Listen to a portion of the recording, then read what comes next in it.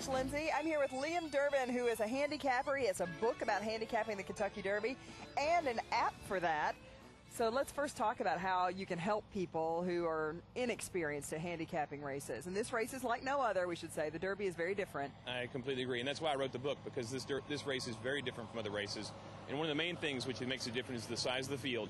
So now that they've got the also eligible list, the prospect of having a 20-horse field every year is probably going to happen from here on out. So that's why the Derby is different. The size of the field and the age of the runners is the main categories. How does this app work for people who want to take advantage of it? Well, the app is very, very simple. It's designed for what I call accidental handicappers. So if you're at the racetrack, you're here at Churchill Downs, and you just wonder, is there an app for that? You can download this app and turn it on, and when it starts, it takes you to the next post time in North America, the next race going off. And then you can flip through to find the track you're at, and it just gives you picks. All right, and what's it called for people who want to look it up? One Click Pony. One Click Pony. That's clever. Now let's talk about how you see this race setting up. You handicap for a number of papers across the U.S. You've been looking at these horses for a lot longer than a lot of us have, people who talk about it at the water cooler. How do you think it shapes up?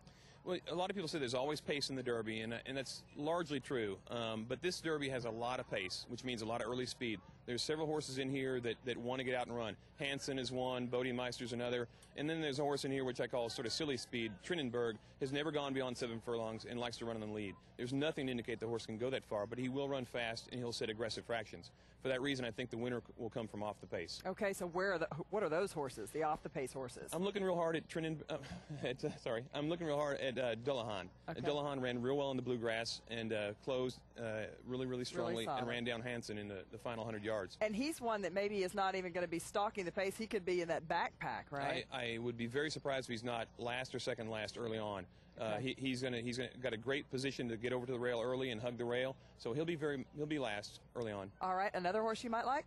Well, there was a couple of the favorites that I think have got a great shot. So, the race sets up well for Dullahan. If he runs up to what I think he's capable of, I think he can win. I think Union Rags, he's underachieved to a large degree. He ran second in the Breeders' Cup Juvenile to Hansen, and everybody thought he should have run down Hansen. He didn't. He's bred for it.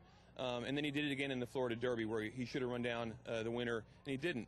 But everybody seems to think he's sitting on a big one, so I think he could do it if he runs to his potential, and he is also a late runner. He could do well with the pace. All right. Well, it's great to meet you, Liam. Thank you so here. much. One Click Pony is the app, and then you can look at your book on Amazon about how to handicap the Kentucky Derby. Thank you so much. We appreciate it.